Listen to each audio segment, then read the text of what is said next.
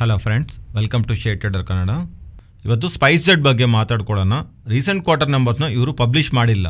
ಕಂಪನಿನಲ್ಲಿ ಸ್ವಲ್ಪ ಇಶ್ಯೂಸ್ ಇದೆ ಅಂತ, ಅದರಿಂದ ಈಗ ಇವರು ಪಬ್ಲಿಷ್ ಮಾಡಿದ್ದಾರೆ. ಅದರಲ್ಲಿ ಎಕ್ಸ್ಪೆಕ್ಟೆಡ್ ಅಂದರೆ ಜಾಸ್ತಿ ಲಾಸ್ನ ಇವರು ರಿಪೋರ್ಟ್ ಮಾಡ್ತಾ ಇರೋದು. ರೀಸೆಂಟ್ ರಿಸಲ್ಟ್ಸು Q1ನಲ್ಲಿ 784 crores ಲಾಸ್ನ ಇವರು ಪೋಸ್ಟ್ ಮಾಡಿದ್ರೆ, ಲಾಸ್ಟ್ Q4ನಲ್ಲಿ 485 crores ಹತ್ರ ಲಾಸ್ನ ಇವರು ರಿಪೋರ್ಟ್ ಮಾಡ್ತಾ ಇರೋದು. ಅಂಡ್ ಇದರ ಜೊತೆಗೆ ಈ ಕಂಪ್ನಿ ರಿಲೇಟೆಡ್ ಆಗಿ CFO ರಿಸಿಗ್ನೇಷನ್ನು ಸ್ಟಾಕ್ ರಿಲೇಟೆಡ್ ಆಗಿ ಪ್ರೆಷರ್ ಅಂತೂ ಕ್ರಿಯೇಟ್ ಮಾಡಿದೆ. ಎಂಟರ್ FY22 ರಿಲೇಟೆಡ್ ಆಗಿ ಇವು ರಿಪೋರ್ಟ್ ಮಾಡ್ತಿರೋ ಲಾಸು 1721 crores ಲಾಸು. ಅದಕ್ಕೆ ಮುಂಚೆ FY21ನಲ್ಲಿ 996 crores loss. Nearly 1000 crores ಲಾಸಿಂದ 1726 crores ಲಾಸ್ಗೆ ಇಷ್ಟೊಂದು ಲಾಸ್ನ ಇವರು ಜಾಸ್ತಿ ಬೆಳೆಯೋದಕ್ಕೆ ಇವರು ಮೆನ್ಷನ್ ಮಾಡ್ತಿರೋ ರೀಸನ್, ಇವರ ಫ್ಲೈಟ್ಸ್ನಲ್ಲಿ ಯೂಸ್ ಮಾಡುವಂಥ ATF ಫ್ಯೂಯಲ್ ಪ್ರೈಸಸ್ಸು ಜಾಸ್ತಿ ಬೆಳೆದಿರೋ ಕಾರಣವಾಗಿ, ಇದರ ಜೊತೆಗೆ ರುಪಿ ಡಿಪ್ರಿಷಿಯೇಷನ್ ಆಗ್ತಾ ಡಾಲರ್ ಸ್ಟ್ರೆಂತ್ ಆಗ್ತಾ ಇರೋದನ್ನು ಇವರ ಫೈನಾನ್ಷಿಯಲ್ ಆಗಿ ಇಂಪ್ಯಾಕ್ಟ್ ಮಾಡಿದ್ದೇನೆ ಹತ್ರ ಮ್ಯಾನೇಜ್ಮೆಂಟ್ ಅಪ್ಡೇಟ್ ಮಾಡ್ತಾ ಇದೆ. ವೀಕ್ ನಂಬರ್ಸು ಅದರ ಜೊತೆಗೆ CFO ರಿಸಿಗ್ನೇಷನು ಇವೆರಡೂ ಇವತ್ತು ಸ್ಟಾಕ್ನ ನೆಗೆಟಿವ್ ಆಗಿ ಇಂಪ್ಯಾಕ್ಟ್ ಮಾಡಿವೆ. ನೆಕ್ಸ್ಟು ಜೊಮೊಟೊ ಬಗ್ಗೆ ಮಾತಾಡ್ಕೋಬೇಕು. ಜೊಮೊಟೊ ರಿಲೇಟೆಡ್ ಆಗಿ ನಡೆದಿರುವಂಥ ಆ್ಯನ್ಯುವಲ್ ಜನರಲ್ ಮೀಟಿಂಗ್ನಲ್ಲಿ ಶೇರ್ ಹೋಲ್ಡರ್ಸ್ ಕೇಳಿರುವಂಥ ಕ್ವಶನ್ಸ್ಗೆ ಅವ್ರು ಆನ್ಸರ್ ಮಾಡ್ತಾ ಮ್ಯಾನೇಜ್ಮೆಂಟ್ ರೆಸ್ಪಾಂಡ್ ಆಗ್ತಾ ನ್ಯೂ ಇನ್ವೆಸ್ಟ್ಮೆಂಟ್ಸ್ ಮಾಡಬೇಕಂತ ಅನ್ಕೊಂತಿಲ್ಲ. ಆ್ಯಂಡ್ ಸ್ಟಾಕ್ ಪ್ರೈಸಸ್ಸು ರೀಸೆಂಟ್ ಟೈಮ್ಸಲ್ಲಿ ಡೌನ್ ಆಗೋದಕ್ಕೆ, ಪರ್ಟಿಕ್ಯುಲರ್ಲಿ IPO ಪ್ರೈಸಿಂದ 20% ಫಾಲ್ ಆಗೋದಕ್ಕೆ ಇರುವಂಥ ಫ್ಯಾಕ್ಟರ್ಸು ಅವರ ಔಟ್ ಆಫ್ ಕಂಟ್ರೋಲ್ನಲ್ಲಿ ಇದೆ ಅಂತ, ನೆಕ್ಸ್ಟ್ ಫ್ಯೂ ಕ್ವಾರ್ಟರ್ಸಿಂದ ಫುಡ್ ಡೆಲಿವರಿ ಬಿಸ್ನೆಸ್ಸು ಪ್ರಾಫಿಟೇಬಲ್ ಆಗಿದೆ. And entire company next 6 months to 1 yearನಲ್ಲಿ ವಿತೌಟ್ ಬ್ಲಿಂಕಿಟ್ ಒಂದು ಅಕ್ವಿಜೇಷನ್ ಸ್ವಲ್ಪ ಸೈಡಿಗೆ ಇಟ್ಟರೆ, ಎಂಟೈರ್ ಕಂಪನಿ ಪರವಾಗಿ ಬಿಫೋರ್ ಬ್ಲಿಂಕಿಟ್ ಯಾವ ಬಿಸ್ನೆಸ್ ಆದರೆ ಇದೆ ಅಲ್ವಾ, ಅದು ನೆಕ್ಸ್ಟ್ 6 months to 1 yearನಲ್ಲಿ ಪ್ರಾಫಿಟಬಲ್ ಆಗುತ್ತೆ ಅಂತ. ಆ್ಯಂಡ್ ಬಿಸ್ನೆಸ್ ಪರವಾಗಲಿ ಫಂಡಮೆಂಟಲ್ಸು ತುಂಬ ಸ್ಟ್ರಾಂಗ್ ಆಗಿದೆ ಅಂತ ಇವರು ಲಾಸಸ್ನು ಕಮ್ಮಿ ಮಾಡ್ಕೊತಾ ಇದ್ದಾರೆ ಅನ್ನೋ ಥರ ಜೊಮೊಟೊ ಅವರ ರಿಲೇಟೆಡ್ ಆಗಿ ನಡೆದಿರುವಂಥ ಆ್ಯನ್ಯುವಲ್ ಜನರಲ್ ಮೀಟಿಂಗ್ನಲ್ಲಿ ಅವರು ಅಪ್ಡೇಟ್ ಮಾಡಿದ್ದಾರೆ. ನೆಕ್ಸ್ಟು ಟಾಟಾ ಮೋಟಾರ್ಸ್ ಅವರ ಸೇಲ್ಸ್ ಡೇಟಾ ಬಗ್ಗೆ ಮಾತಾಡ್ಕೋಬೇಕು. ಟಾಟಾ ಮೋಟಾರ್ಸೇ ಅಂತಲ್ಲ, ಸ್ಟಾರ್ಟಿಂಗಲ್ಲಿ ಮೆನ್ಷನ್ ಮಾಡ್ದಂಗೆ ಮೋಸ್ಟ್ ಆಫ್ ದಿ ಆಟೋಮೇಕರ್ಸ್ ಎಲ್ಲರೂ ಬೆಟರ್ ಆಗಿ ರಿಸಲ್ಟ್ಸ್ನ ಪೋಸ್ಟ್ ಮಾಡ್ತಿದ್ದಾರೆ. ಆ್ಯಂಡ್ ಇಂಟ್ರೆಸ್ಟಿಂಗ್ ವಿಷಯ ಏನಂದರೆ, ಎಂಟೈರ್ ಆಟೋ ಸೆಕ್ಟರ್ ರಿಲೇಟೆಡ್ ಆಗಿ 6.5 lakhs ಹತ್ರ ಬ್ಯಾಕ್ಲಾಗ್ಸ್ ಆರ್ಡರ್ಸ್ ಇರೋ ಥರ, ಮೀನ್ಸ್ ಆಲ್ರೆಡಿ ಆರ್ಡರ್ಸ್ ನಮಗೆ ಕಸ್ಟಮರ್ಸಿಂದ ಬಂದ್ಬಿಟ್ಟಿದೆ, ನಾವು ಕಾರ್ ತಗೊಂತೀವಿ ಅಂತ. ಬಟ್ ಆದರೆ ಇನ್ನೂ ನಾವು ಡೆಲಿವರಿ ಮಾಡಬೇಕಾಗಿ ಬಂದರೆ 6.5 lakh ಹತ್ರ ಇದೆ ಅಂತ ಹೇಳ್ತಿದ್ದಾರೆ. ಆ್ಯಂಡ್ ಹೈಯೆಸ್ಟ್ ವೆಯ್ಟಿಂಗ್ ಪೀರಿಯಡು ಯಾವ ವೆಹಿಕಲ್ಗಿದೆ ಅಂತ ಅನ್ಕೊತಾ ಇದ್ದೀರಾ ನೀವು? ಮಹೇಂದ್ರ XUV 700 ನಿಯರ್ಲಿ 2 years ಹತ್ರ ವೆಯ್ಟಿಂಗ್ ಪೀರಿಯಡ್ ಇದೆ ಹತ್ರ ಅಪ್ಡೇಟ್ಸ್ ಬರ್ತಿದೆ.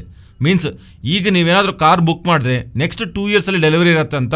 ಎನಿವೇ, ಟಾಟಾ ಮೋಟಾರ್ಸ್ ರಿಲೇಟೆಡ್ ಆಗಿ ಸೇಲ್ ಡೇಟಾ ನಾವು ಗಮನಿಸಿದ್ರೆ, ಆ್ಯಂಡ್ ಇವರ commercial passengers and over all sales ಎಲ್ಲನೂ ಬೆಟರ್ಮೆಂಟ್ ಆಗಿ ಕಾಣಿಸ್ತಾ ಇದೆ. ಪರ್ಟಿಕ್ಯುಲರ್ಲಿ EV ಸೇಲ್ಸ್ನ ಕಂಪೇರ್ ಮಾಡಿದ್ರೆ, ಲಾಸ್ಟ್ ಇಯರ್ ಸೇಮ್ ಟೈಮ್ಸಲ್ಲಿ 1022 ಯೂನಿಟ್ಸ್ ಸೇಲ್ ಮಾಡ್ತಾ ಇದ್ರೆ, ಈ ಆಗಸ್ಟ್ ರಿಲೇಟೆಡ್ ಆಗಿ ಎಲೆಕ್ಟ್ರಿಕ್ ವೆಹಿಕಲ್ಸಲ್ಲಿ 3845 ಯೂನಿಟ್ ಸೆಲ್ ಮಾಡಿದ್ದಾರೆ. ಎಲೆಕ್ಟ್ರಿಕ್ ವೆಹಿಕಲ್ ಸ್ಪೇಸ್ ರಿಲೇಟೆಡ್ ಆಗಿ ಟಾಟಾ ಮೋಟಾರ್ಸ್ ಒಂದು ಸ್ಟ್ರಾಂಗ್ ಗ್ರೋತ್ ತೋರಿಸ್ತಾ ಇದ್ದಾರೆ. ಬಟ್ ಅಪ್ಕಮಿಂಗ್ ಟೈಮ್ಸಲ್ಲಿ ಮಹೇಂದ್ರ ಅವರು EV ಸ್ಪೇಸ್ನಲ್ಲಿ ಹೊಸದಾಗಿ ಮಾಡೆಲ್ಸ್ ಲಾಂಚ್ ಮಾಡ್ತಾರಲ್ವ, ಆವಾಗ ಆ ಟೈಮಲ್ಲಿ ಟಾಟಾ ಮೋಟಾರ್ಸ್ ಅವರು EV ಸೇಲ್ಸು ಯಾವ ಥರ ಚೇಂಜ್ ಆಗುತ್ತೆ, ಯಾವ ಥರ ಇಂಪ್ಯಾಕ್ಟ್ ಆಗುತ್ತೆ ಅನ್ನೋದು ನಾವು ಗಮನಿಸಬೇಕಾಗತ್ತೆ. ನೆಕ್ಸ್ಟು ಐನಾಕ್ಸ್ ವಿಂಡ್ ಬಗ್ಗೆ ಮಾತಾಡ್ಕೋಬೇಕು. ಇವತ್ತು ಸ್ಟಾಕ್ ಗೇನ್ ಆಗೋದಕ್ಕೆ ರೀಸನ್, ಇವರ ಬೋರ್ಡು 800 crores ಹತ್ರ ಫಂಡ್ ರೈಸಿಂಗ್ನ ಅಪ್ರೂವ್ ಮಾಡ್ತಾ ಇರೋದು. ಆ್ಯಂಡ್ ಈ ಹಣದಿಂದ ಇವರು ಸಾಲಗಳು ಕಮ್ಮಿ ಮಾಡ್ಕೊತೀವಿ ಅಂತ ಇವರು ಎಕ್ಸ್ಚೇಂಜಸ್ಗೆ ಅಪ್ಡೇಟ್ ಮಾಡಿದ್ದಾರೆ. ನೆಕ್ಸ್ಟು ಡಿಶ್ TV ಬಗ್ಗೆ ಮಾತಾಡ್ಕೋಬೇಕು.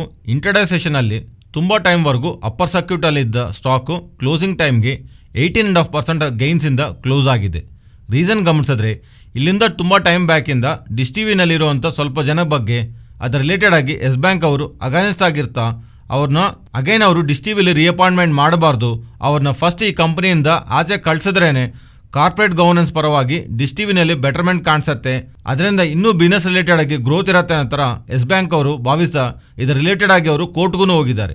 ಮೀನ್ಸ್ ಲೀಗಲ್ ಆಗಿ ಫೈಟ್ ಮಾಡಿದ್ದಾರೆ. Dish TV promoters and Dish TV ಮ್ಯಾನೇಜ್ಮೆಂಟನ್ನು ಎಸ್ ಬ್ಯಾಂಕ್ ಅವರು ಅಗೇನೆಸ್ಟ್ ಆಗಿ ಡಿಶ್ TV ಮ್ಯಾನೇಜ್ಮೆಂಟನ್ನು ಫೈಟ್ ಮಾಡ್ತಾ ಬಂದಿದೆ. ಅದರಲ್ಲಿ ಭಾಗವಾಗಿ Dish TV chairman non executive director ಆಗಿರುವಂಥ ಜವಾಹರ್ಲಾಲ್ ಗೋಯಲ್ ರಿಲೇಟೆಡ್ ಆಗಿ ರಿಅಪಾಯಿಂಟ್ಮೆಂಟ್ನ ಶೇರ್ ಹೋಲ್ಡರ್ಸ್ ರಿಜೆಕ್ಟ್ ಮಾಡಿದ್ದಾರೆ. ಡಿಶ್ TVನಲ್ಲಿ ನಿಯರ್ ಟು 25% ಹತ್ರ ಶೇರ್ ಹೋಲ್ಡ್ ಮಾಡಿರುವಂಥ ಎಸ್ ಬ್ಯಾಂಕ್ ಅವರು ಟೋಟಲಿ 5% ಬಗ್ಗೆ ಈ ಕಂಪನಿನಿಂದ ಆಚೆ ಕಳಿಸಬೇಕು, ಅವ್ರನ್ನ ರಿಅಪಾಯಿಂಟ್ಮೆಂಟ್ ಮಾಡಬಾರ್ದು ಅಂತ ಹೇಳಿದ್ದಾರೆ.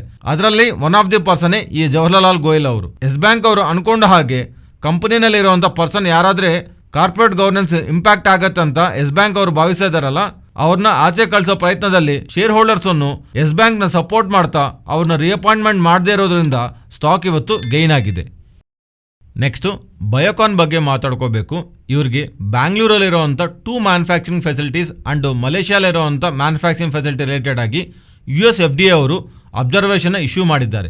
ಬ್ಯಾಂಗ್ಳೂರು 2 ಸಿಟೀಸ್ ರಿಲೇಟೆಡ್ ಆಗಿ ಈಚ್ ಒನ್ಗೆ 11 ಅಬ್ಸರ್ವೇಷನ್ಸ್ ಅಂಡ್ ಮಲೇಷಿಯಾನಲ್ಲಿ ಇರುವಂಥ ಮ್ಯಾನುಫ್ಯಾಕ್ಚರಿಂಗ್ ಫೆಸಿಲಿಟಿಗೆ 6 ಅಬ್ಸರ್ವೇಷನ್ನ USFDA ಅವರಿಂದ ಕಾಣಿಸ್ತಾ ಇದೆ. ಈ ಇನ್ಸ್ಪೆಕ್ಷನ್ ಎಲ್ಲಾನು ಆಗಸ್ಟ್ ಮಂತ್ 11th 30th ವರೆಗೂ ನಡೆದಿದೆ ಅಂತ. ಅಂಡ್ ಈ 3 ಸಿಟಿಲಿ ನಡೆದಿರುವಂಥ ಇನ್ಸ್ಪೆಕ್ಷನ್ಸು 3 ಡ್ರಗ್ಸ್ ರಿಲೇಟೆಡ್ ಆಗಿ ಪ್ರೀ ಅಪ್ರೂವಲ್ ಇನ್ಸ್ಪೆಕ್ಷನ್ ಅನ್ನೋ ಥರ ಅಪ್ಡೇಟ್ಸ್ ಕಾಣಿಸ್ತಾ ಇದೆ. ಮೀನ್ಸ್ ಆ ಡ್ರಗ್ಗು US ಬರೋಕ್ಕೆ ಮುಂಚೆ ಆ ಮ್ಯಾನುಫ್ಯಾಕ್ಚರಿಂಗ್ ಫೆಸಿಲಿಟಿನ ಇನ್ಸ್ಪೆಕ್ಟ್ ಮಾಡ್ತಾರೆ. ಅದೆಲ್ಲ ಸರಿಯಾಗಿದ್ರೆ ಅಲ್ಲಿ ತಯಾರಾಗ್ತಿರೋಂಥ ಡ್ರಗ್ಸ್ನ USA ಅಲ್ಲಿ ಎಕ್ಸ್ಪೋರ್ಟ್ ಮಾಡಬಹುದು. ಆ ಥರ ಇಲ್ಲಿಲ್ಲ ಅಂದರೆ ಆ ಮ್ಯಾನುಫ್ಯಾಕ್ಚರಿಂಗ್ ಫೆಸಿಲಿಟಿ ಸರಿಯಾಗಿಲ್ಲ ಅಂದರೆ ಈ ಥರ ಅಬ್ಸರ್ವೇಷನ್ಸ್ ಕೊಡ್ತಾ ಇದು ಕ್ಲಿಯರ್ ಆದ್ಮೇಲೆ ಆ ಡ್ರಗ್ನ USಗೆ ಎಕ್ಸ್ಪೋರ್ಟ್ ಮಾಡೋ ಥರ ಅಂಗೀಕಾರ ಮಾಡ್ತಾರೆ. ಅದರಿಂದ ಈ ಥರ ಬರ್ತಿರೋಂಥ ಈ ಅಬ್ಸರ್ವೇಷನ್ಸ್ ಫರ್ದರ್ ಆಗಿ ಇವರ ರೆವೆನ್ಯೂಸ್ನ ಇಂಪ್ಯಾಕ್ಟ್ ಮಾಡುತ್ತೆ ಅಂತ ಮಾರ್ಕೆಟ್ ನೆಗೆಟಿವ್ ಆಗಿ ತಗೋಂತ ಇಂಟ್ರಾಡೇ ಸೆಷನ್ ಅಲ್ಲಿ ಈ ಥರ ಸ್ಟಾಕ್ ಡೌನ್ ಆಗಿದೆ. ಬಟ್ ಮ್ಯಾನೇಜ್ಮೆಂಟು ಫರ್ದರ್ ಆಗಿ ಬಂದು ಮಾತಾಡ್ತಾ ಈ ಅಬ್ಸರ್ವೇಷನ್ಸ್ನ ನಾವು ಶಾರ್ಟ್ಲಿನೇ ಸಾರ್ಟ್ ಔಟ್ ಮಾಡ್ಕೊತೀವಿ ಅಂತ ಆ್ಯಂಡ್ ಇದರ ಕಾರಣವಾಗಿ ಇವರ ಬಿಸ್ನೆಸ್ ಮೇಲೆ ಬಿಗ್ ಇಂಪ್ಯಾಕ್ಟ್ ಇರಲ್ಲ ಅಂತ ಇವರು ಸ್ಟೇಟ್ಮೆಂಟ್ಸ್ ಮಾಡಿದ್ದಾರೆ. ನೆಕ್ಸ್ಟು ಅಶೋಕ ಲೈಲ್ಯಾಂಡ್ ಬಗ್ಗೆ ಮಾತಾಡ್ಕೋಬೇಕು. ಇಲ್ಲಿವರೆಗೂ ನೋಡಿದ್ರೆ most of the auto manufacture better ಆಗಿ ಡೇಟಾನ ಪಬ್ಲಿಷ್ ಮಾಡ್ತಾ ಆ್ಯಂಡ್ ಇದು ನೀವು ಗಮನಿಸಿದ್ರೆ and most of the auto stocks ಎಲ್ಲಾನು 52 ವೀಕ್ಸ್ ಹೈ ಹತ್ರನೇ ಇದೆ. ಸ್ವಲ್ಪ ಸ್ಟಾಕ್ಸ್ ಮಾತ್ರನೇ ಯಾವುದಾದ್ರೂ ಎಕ್ಸ್ಪೆನ್ಷನ್ಲಿ ಒಂದು ಟೈಮಲ್ಲಿ ಗೈನ್ ಆಗೋಗಿ ರೀಸೆಂಟ್ ಟೈಮ್ಸಲ್ಲಿ ಸ್ವಲ್ಪ ಕನ್ಸಾಲ್ಟೇಟ್ ಆಗ್ತಿರೋಂಥ ಸ್ಟಾಕ್ಸ್ನ ಸ್ವಲ್ಪ ಸೈಡಿಗೆ ಇಟ್ಟರೆ most of the auto stocks ಎಲ್ಲಾನು 52 ವೀಕ್ಸು ಹೈಗೆ ನಿಯರಲ್ಲೇ ಇದೆ. ಅಶೋಕ ಲೈಲ್ಯಾಂಡ್ ಅವರಿಗೆ UAE ಅವರಿಂದ ಸ್ಕೂಲ್ ಬಸ್ಸು ಒಂದು ಬಿಗ್ ಆರ್ಡರ್ ಸಿಕ್ಕಿದೆ. ನಿಯರ್ಲಿ 1400 ಸ್ಕೂಲ್ ಬಸ್ಸಸ್ ರಿಲೇಟೆಡ್ ಆಗಿ ಇವರು ಯುನೈಟೆಡ್ ಅರಬ್ ಎಮಿರೇಟ್ಸ್ ಅವ್ರಿಗೆ ಎಕ್ಸ್ಪೋರ್ಟ್ ಮಾಡ್ತಾರಂತ. ಅಂಡ್ ಈ ಎಂಟೈರ್ ಆರ್ಡರ್ ಒಂದು ವ್ಯಾಲ್ಯೂ $75 million ಹತ್ರ ಇದೆ. ಅಂಡ್ ಇಷ್ಟು ದೊಡ್ಡ ಮೊತ್ತದಲ್ಲಿ ಆರ್ಡರ್ ಇಲ್ಲಿವರೆಗೂ ಅಶೋಕ ಲೈಲ್ಯಾಂಡ್ ಅವ್ರಿಗೆ UAE ಇಂದ ಇಲ್ಲಿವರೆಗೂ ಯಾವಾಗಲೂ ಬಂದಿಲ್ಲ ಅಂತ ಇವರು ಅಪ್ಡೇಟ್ ಮಾಡ್ತಾ ಇರೋದು. ಸ್ಟಾಕ್ ಓಪನಿಂಗ್ ಅಂದಾನೆ ಟಾಪ್ ಸೈಡ್ಗೆ ಮೂವ್ ಆಗ್ತಾ ನಿಯರ್ಲಿ 5% ಹತ್ರ ಗೈನಲ್ಲಿ ಕ್ಲೋಸ್ ಆಗಿದೆ. ಇವರು MHCV ಬಸ್ಸಲ್ಲಿ ಇಂಡಿಯಾನಲ್ಲಿ leader means top player and ವರ್ಲ್ಡಲ್ಲೂ 4th ಲಾರ್ಜೆಸ್ಟ್ ಮ್ಯಾನುಫ್ಯಾಕ್ಚರ್ MHCV ಬಸ್ಸಸ್ನಲ್ಲಿ ಅಶೋಕ ಲೈಲ್ಯಾಂಡ್ ಅವರು. ನೆಕ್ಸ್ಟು G ಎಂಟರ್ಟೈನ್ಮೆಂಟ್ ಬಗ್ಗೆ ಮಾತಾಡ್ಕೊಳ್ಳೋಣ. ಇಲ್ಲಿ 2 ಇಂಪಾರ್ಟೆಂಟ್ ಅಪ್ಡೇಟ್ಸ್ ಇದೆ. ಅದರಲ್ಲಿ ಸೆಕೆಂಡ್ ಅಪ್ಡೇಟಿಂದಾನೇ ಇವತ್ತು ಇಂಟ್ರಾಡೇ ಸೆಷನಲ್ಲಿ ಸ್ಟಾಕ್ ಫಾಲ್ ಆಗಿದೆ. ಫಸ್ಟ್ ಅಪ್ಡೇಟು ಇವರು ಡಿಸ್ನಿ ಸ್ಟಾರ್ ಜೊತೆ ಲೈಸೆನ್ಸಿಂಗ್ ಅಗ್ರಿಮೆಂಟ್ ಮಾಡ್ಕೊಂಡಿರೋ ಥರ ಅದರಲ್ಲಿ ಭಾಗವಾಗಿ ICC ಮೆನ್ಸ್ ಇವೆಂಟ್ಸು 2024 2027 ವರೆಗೂ ಬರೋ ಇವೆಂಟ್ಸ್ ಇವರು ಬ್ರಾಡ್ಕಾಸ್ಟ್ ಮಾಡ್ತಾರಂತ ಎಕ್ಸ್ಚೇಂಜಸ್ನಲ್ಲಿ ಅಪ್ಡೇಟ್ ಮಾಡಿದ್ದಾರೆ. ಬಟ್ ಸೆಕೆಂಡ್ ಇಂಪಾರ್ಟೆಂಟ್ ಅಪ್ಡೇಟ್ ಏನಂದರೆ G ಎಂಟರ್ಟೈನ್ಮೆಂಟ್ ಸ್ಟಾಕು ಪ್ರೀವಿಯಸ್ ಮಂತಲ್ಲಿ ತುಂಬ ಸ್ಟ್ರಾಂಗ್ ಆಗಿ ರ್ಯಾಲಿ ಆಗಿದ್ದಲ್ವಾ. ಸೋನಿ ಅಂಡ್ G ಎಂಟರ್ಟೈನ್ಮೆಂಟ್ ಒಂದು ಮರ್ಜರ್ ಈ ಡೀಲ್ ರಿಲೇಟೆಡ್ ಆಗಿ ನಮಗೆ ಕಾಂಪಿಟೇಷನ್ ಕಮಿಷನ್ ಆಫ್ ಇಂಡಿಯಾ ಇಂದ ಅಪ್ರೂವಲ್ ಬರಬೇಕಾಗಿದೆ. ಆದರೆ ಸೋರ್ಸಸ್ ಇಂದ ಬರ್ತಿರುವಂಥ ಪ್ರೈಮರಿ ಅಪ್ಡೇಟ್ ಪ್ರಕಾರ ಕಾಂಪಿಟೇಷನ್ ಕಮಿಷನ್ ಆಫ್ ಇಂಡಿಯಾ ಅವರು G ಮತ್ತು ಸೋನಿ ಅವರನ್ನ ಇವೆರಡನ್ನು ಮರ್ಜ್ ಮಾಡಿದ್ರೆ ಕಾಂಪಿಟೇಷನ್ ಕನ್ಸರ್ನ್ಸ್ ಅರೈಸ್ ಆಗತ್ತಂತ ಒಂದು ಯೋಚನೆಯಲ್ಲಿ ಇದಾರಂತ.